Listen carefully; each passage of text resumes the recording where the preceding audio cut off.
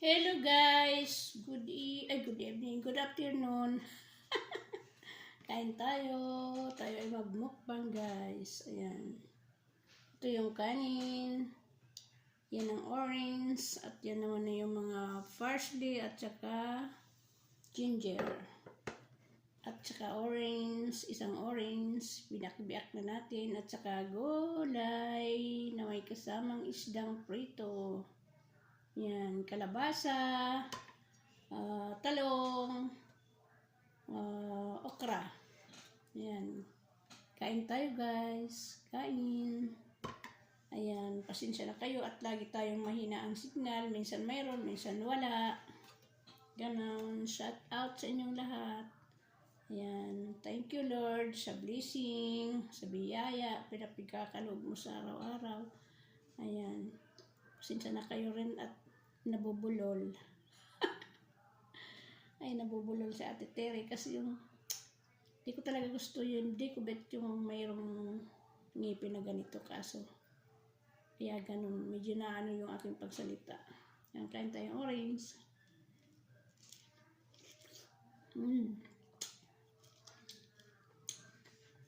Sarap.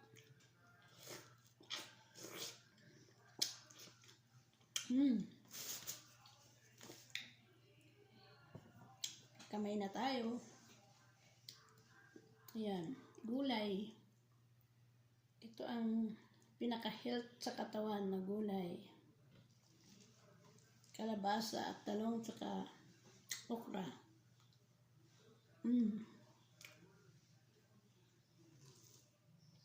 Kain tayo. Maraming salamat sa mga suporta ninyo guys. Sa aking mga at laging sumusuporta ng mga subscriber. At yung mga bagong subscriber, maraming salamat sa inyong lahat. At yung magsusubscribe pa, ayan, pakisubscribe ang aking channel guys. Para naman si Ate Teray medyo umangat.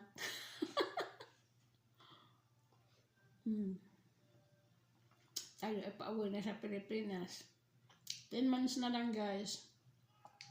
Tayo sa Pilipinas na maninirahan. Hindi na sa Middle East.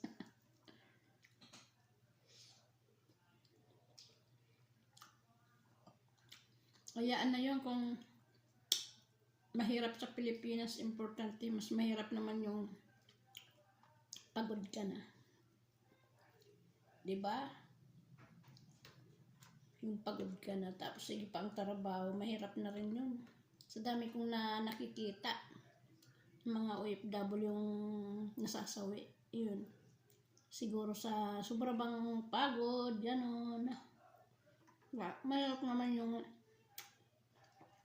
anuin natin yung katawan natin, abusuhin. Kailangan magpahinga na. Ano na, tagal ko na dito eh. Sige man ang trabaho natin, wala man tayo naiipon.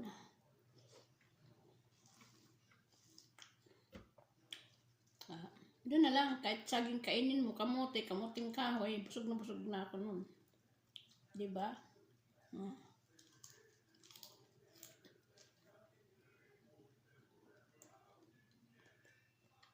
Mas gusto ko pa yung kainin eh. Mga pagkainin Pilipino. Kahit na kumain ng lagyan ng kanin, basta meron mga ganun, masarap na. Mais.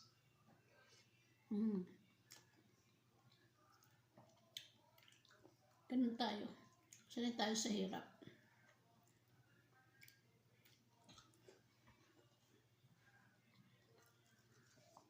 Ayan, ginger.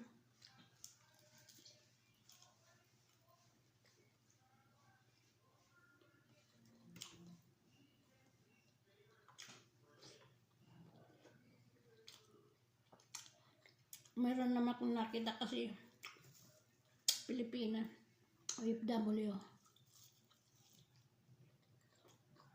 sa Jeddah. Nakita na lang daw sa labas na nakabulagta. Dito lang, January 12. Hindi pa nakakauwi sa Pilipinas.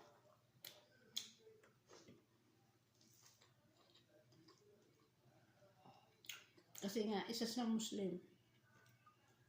Gusto naman nung, di ba nga, country din ng Muslim, kailangan doon eh. Isang 3 araw lang ay mailibing na. Ayaw naman nung, ng mga pamilya. Kahit ganun, Muslim sila. Gusto pa rin nilang maiuwi yung bangkay.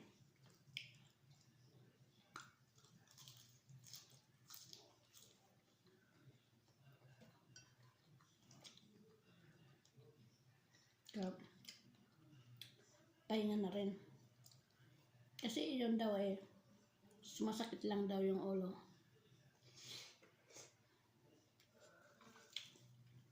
Lagi daw daing doon sa amo na masakit ang ulo. Di maatap ng gamot, di binigyan ng gamot, kaya ganun siguro.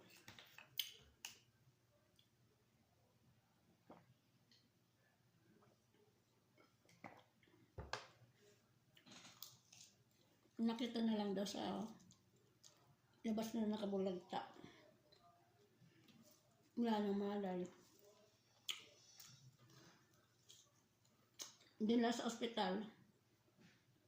Kung duwataan, doon na binawian ng buhay sa ospital.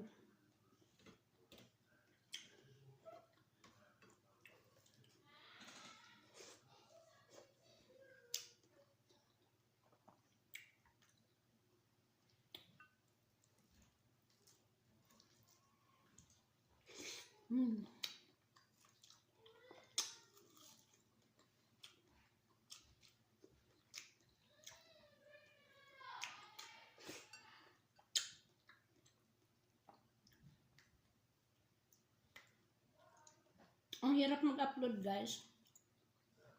Ang tagal kong mag-upload. Naabot 1 oras. Sobrang hina ng wifi. Hindi ko maintindihan kung yung signal ba o ano.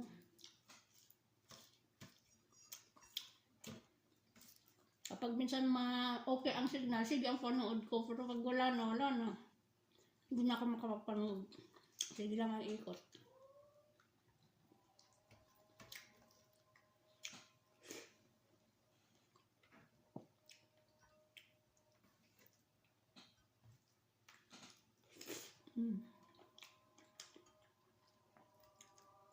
Ala, nabutan ako dasal.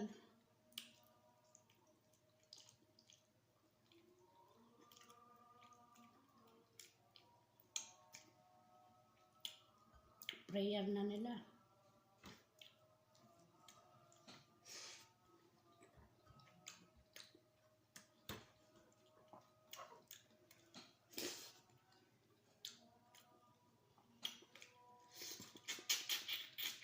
Sarap lang.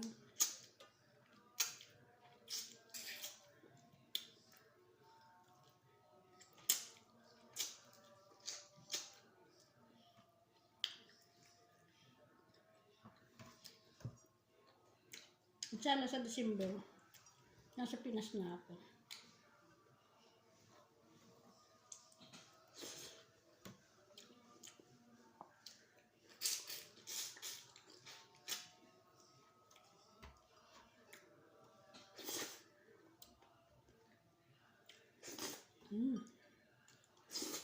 Sarap.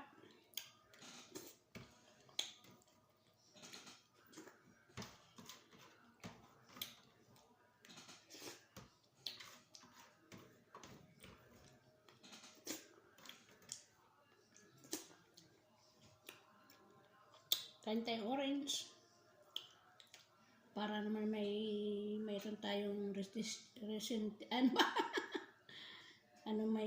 ating katawan.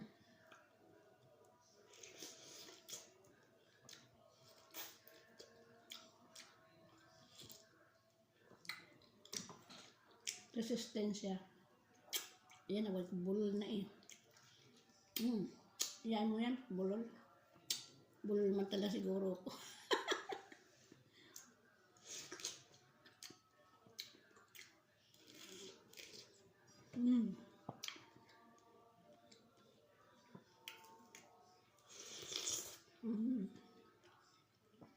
Lasang buto.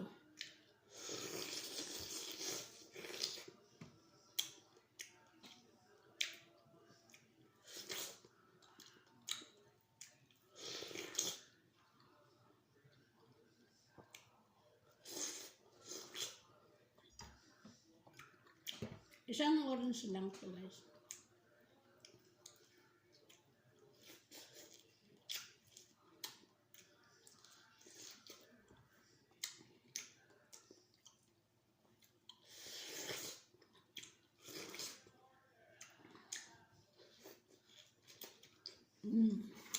Ayan.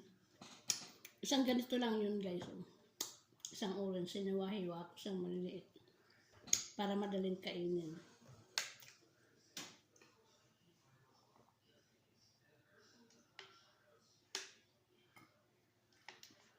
Ayan, bye-bye. Thank you for watching. Ingat ang lahat. God bless all. Ayan. Love you. Ay, nako, si Ate Terry talaga.